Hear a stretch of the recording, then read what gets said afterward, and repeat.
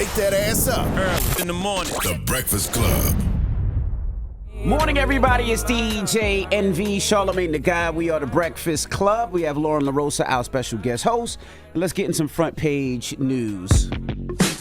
All right, let's start off with sports. Now, yesterday, the Lions beat the Falcons, the Packers beat the Saints, Chargers beat the Vikings, Texans beat the Jaguars, Dolphins beat the Broncos 70-20. 70 points the Dolphins scored. Jesus. They're dropping the clues bombs for the Dolphins. They look great. 70 points. I had to check it like 3 times. I didn't think that was real either. Like, it can't be 70. I didn't think that was real either. But I'm going to tell you something, man. You lose 70-20, you might need to just throw a towel in on the whole season. I know it's 13 games left in the regular season, but damn, 13, 14 something, but damn. The Bills beat the Commanders 37-3. The Patriots beat the Jets. Colts beat the Ravens. Browns beat the Titans. Seahawks beat the Panthers. The Chiefs beat the Bears. The Cardinals beat the Cowboys. Jesus. Steelers beat the Raiders. Still going to the Super Bowl. No, you're not.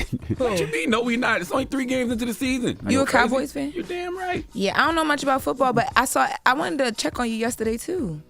I saw everybody on my timeline. You ain't check on us when we won 40-0 against the Giants, when we won 30. You should have checked on me that day. Yeah, because I was like, I think he's a Cowboys fan. And I know this can't be sitting well in his spirit. He's not on Twitter, but I know you felt it. Any given Sunday. He was on the plane, too. It was amazing. Yeah. Any given Sunday can happen to anybody. Now, tonight, the Eagles take on the Buccaneers and the Rams take on the Bengals. And also, too, salute to Russell Wilson. He plays for the Denver Broncos, right? Mm-hmm. He was on the receiving end of that 70-point loss.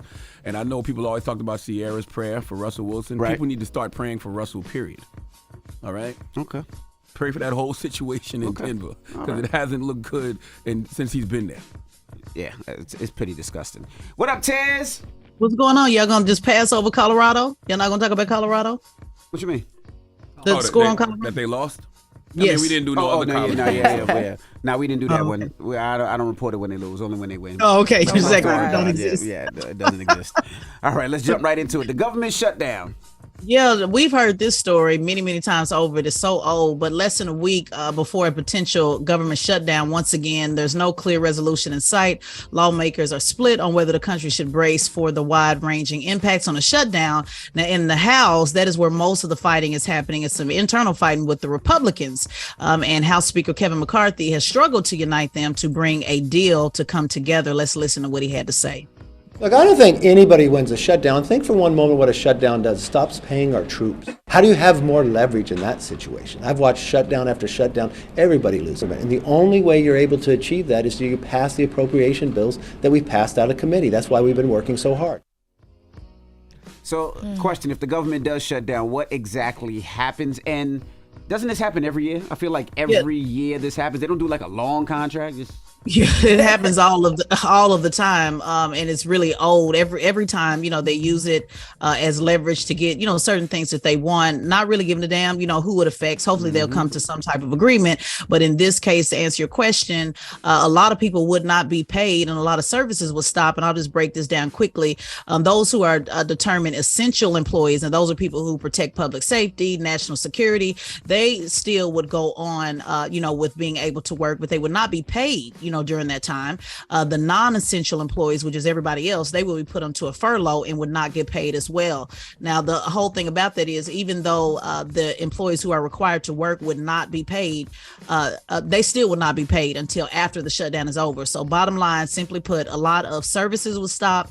All employees would stop being paid. Some would be paid back pay once they return to work and others would not. So a lot of stuff that would happen if they go into a shutdown. So we'll see. And it's just a handful of far-right Republicans who are holding this up. When will elected officials remember that they are public servants and they're here to serve the needs of the public? There's no way you care about the American people if you are willing to let the government shut down simply for your own personal interest. The fact that they use this as leverage to get what they want but aren't thinking about the needs of the American people at all, once again, when will elected officials remember that they are public servants here to serve the needs of the public? It's not about them. Nah. All right. Well, that is front page news. Now, get it off your chest. 800-585-1051. If you need to vent, something's on your mind, you had a great weekend or a horrible weekend, whatever it may be. Maybe a team won this weekend, maybe a team lost. Maybe you had a great weekend with your wife or your husband, whatever it may be. 800-585-1051. Call us up right now. It's The Breakfast Club. Good morning. Wake that ass up early in the morning. The Breakfast Club. Morning, everybody. It's DJ NV, Charlamagne the Guy. We are the Breakfast Club. We have Lauren LaRosa, our special guest host. And let's get in some front page news. All right, let's start off with sports. Now, yesterday, the Lions beat the Falcons, Packers beat the Saints, Chargers beat the Vikings, Texans beat the Jaguars, Dolphins beat the Broncos 70-20. Jesus Christ. I looked at that game like 4 times to just see if it was really 70. Somebody pray for Russell Wilson. I think Russell Wilson ready to retire, man. There's no way that you can be in a situation like that, especially coming from a great system like Seattle. And I don't know what he was expected to do in Denver, but he hasn't done it thus far. That's the highest point I can remember ever seeing. I think the highest score ever was 73 points. I think they actually could have tied that, but they chose not to. Really? Yeah. I think it was 70. Was it 72 or 73? 72. Oh, they could have broke it with a field goal. Yeah, and they chose not to. Yep. Wow. Well, the Bills beat the Commanders, Browns beat the Titans, Colts beat the Ravens, Patriots beat the Jets, the Chiefs beat the Bears, Seahawks beat the Panthers, Cardinals beat the Cowboys, Steelers beat the Raiders. How you feel that you lost to the Cardinals? It's football. Any given Sunday, it happens. You know, we beat the Cardinals, but then you guys beat us. So what? We beat y'all 40-0. That's my point. It's football. Any given Sunday, anybody Twitter can said lose. it wasn't even an Eagle; it was a Cardinal. That means nothing. Listen, we're 3 games into the season. You know what I mean? You still think you're going to Super Bowl? Yes, 100%. The Dallas Cowboys are going to the Super Bowl. So you think you're going to? Okay, all right. You know, it's only been one undefeated team in the history of the NFL, right? I do know. You do know that, right? Mm-hmm. Okay. And then they lost. No, they won the Super Bowl. That was the Miami Dolphins. Wasn't the Patriots undefeated and they lost to Giants? Yes. Once again, there's only one undefeated team in the history of the NFL, and it was the Miami Dolphins. Okay. The New England Patriots were undefeated all throughout the regular season, all throughout the playoffs. Did the Giants bust their ass? My point is, you lose games. It happens. Well, you're not going to Super Bowl. But hey, Taz.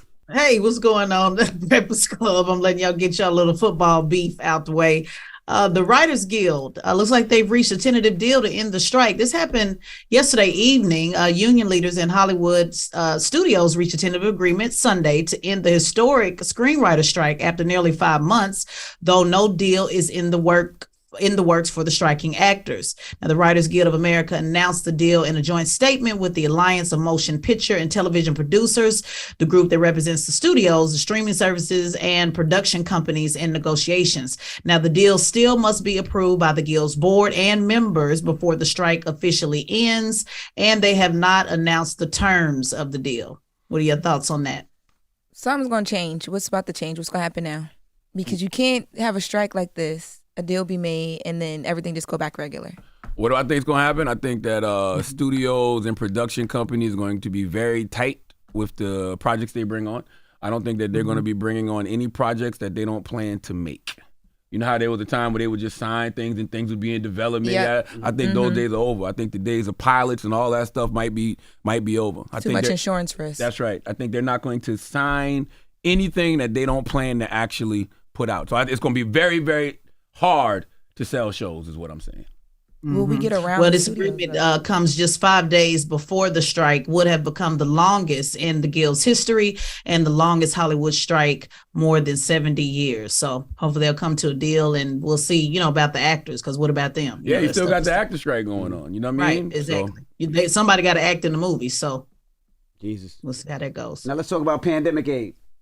Yeah, this is crazy. Pandemic aid officials, they overpaid the renters that they gave the money in order to get through COVID, to get through the pandemic. And they said, we messed up and we want you to pay us back. So state and local agencies that distributed federal aid to renters who were facing eviction during the pandemic are now scrambling to claw back millions of dollars in overpayments from renters in Minnesota, Delaware, Texas, North Carolina, and Alaska.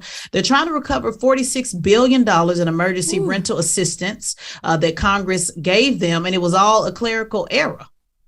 Yeah, so, I don't think those people have that money, and I don't think they should have to give it back. You give us all this money during the pandemic, during COVID, where I can't work, I'm having problems, and I'm probably using that money to buy food or to pay for things that I need to, and now you're saying I need it back?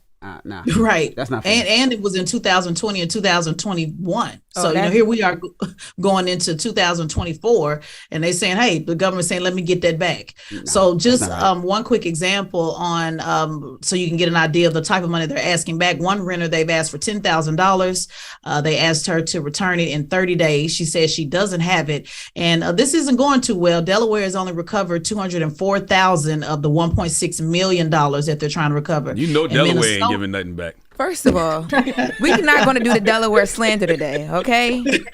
We are not. In Minnesota, they have only recovered $500,000 of the $1.3 million. So good luck with that. The government said we need you to run that back. Everybody, it's not the renter's fault that they got overpaid. No, they got to eat that loss. That's right. That's a government oversight. They got to eat that. That's a heck of a clerical error, though. Like, how do you do? What button wrong do you push? And like, think about it. A lot of us are praying people, right? You know what I'm saying? Just humans in general are praying people. If you was praying for some type of relief and you was praying for some type of blessing to come in and you got it in this form, that's right. That's what you looking at it as. You done went to God and thank God. You done gave some of that money to tithes and offerings. You done did everything you need to do. Yep. And now all of a sudden they're going to ask people who never had it in the first place to give it back? Get the F out of here, man. Yeah, that's crazy. Take it out the Ukraine budget as far as I'm concerned. Word on. Yep. Y'all definitely overpaying Ukraine as far as I can see. Absolutely. You know what I mean? That's right. Whatever. Right. Well, that is front page news. Thank you, Tez. Absolutely. And make sure you subscribe to Tedlin Figaro's podcast, The Straight Shot No Chaser podcast on the Black Effect iHeartRadio podcast network, and follow at Tedlin Figaro on all social media platforms. Wake that ass up early in the morning. The Breakfast Club.